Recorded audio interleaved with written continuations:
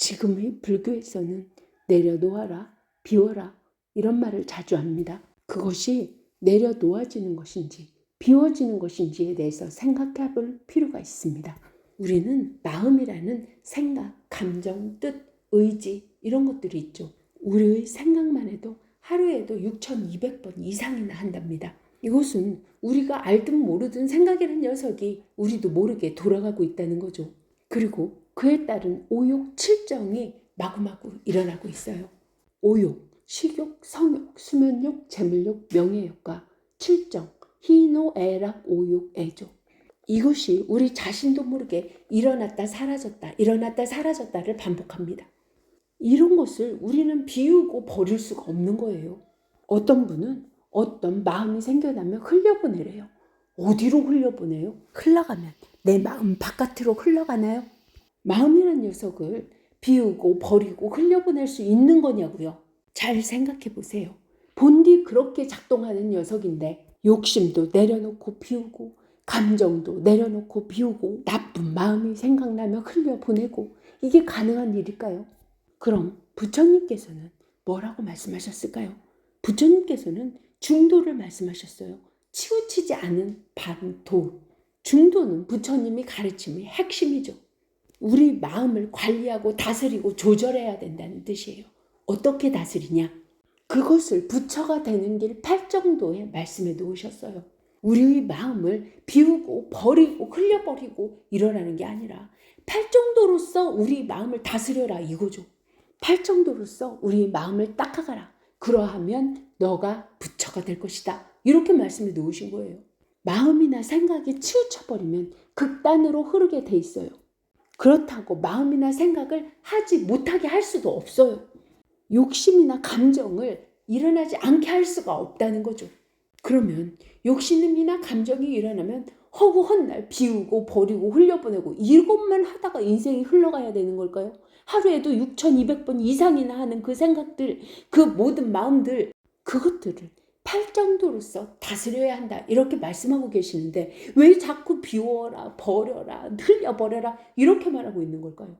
우리가 어떤 마음이 일어나면 속상한 마음이든 고통스러운 마음이든 기쁜 마음이든 어떤 마음이 일어나고 그에 따른 생각이나 감정, 뜻, 의지 등이 일어날 때 그것이 자신 스스로 일으키는 마음이든 어떤 현장이나 어떤 상황을 보고 일어나는 마음이든 8정도로서 점검해 봐야 합니다. 8정도 첫째가 정견이죠. 있는 그대로 봐라 이거예요.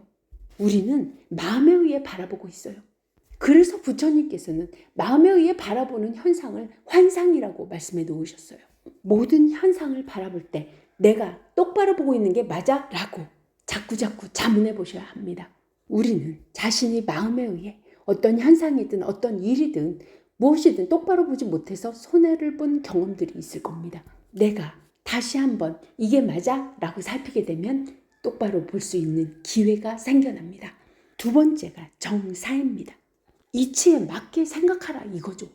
우리의 영 참나가 우리 세상을 어떻게 만들어내고 있는지를 알아서 그것이 진리이니 진리에 맞게 생각하라 이거죠. 세 번째가 정어.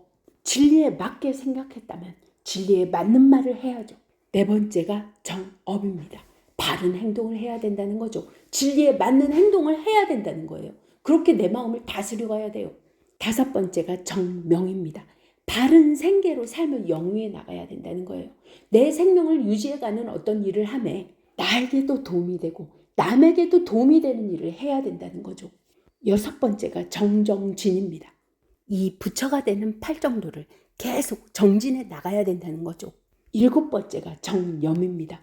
이렇게 행동하고 외워라, 새겨 넣어라 이거죠. 이 8정도를 습관화시켜라 이런 말입니다. 마지막 여덟 번째가 정정입니다. 선정에 들어가면 자신의 마음이 고요해집니다. 선정을 해서만 얻을 수 있는 지혜와 파워가 있어요. 부처가 가지고 있는 모든 능력과 어마어마한 지혜는 우리의 참나의 이치에서 비롯된다는 것을 알게 되거든요. 이 8정도가 총체적으로 조화롭게 개발되어 가야 합니다. 중도의 실천은 현실입니다. 놓아버리고 비워버리고 흘려보내고 일어나는 것이 아닙니다. 팔정도를 특별한 장소, 특별한 상황, 특별한 시간에만 하라는 게 아니에요.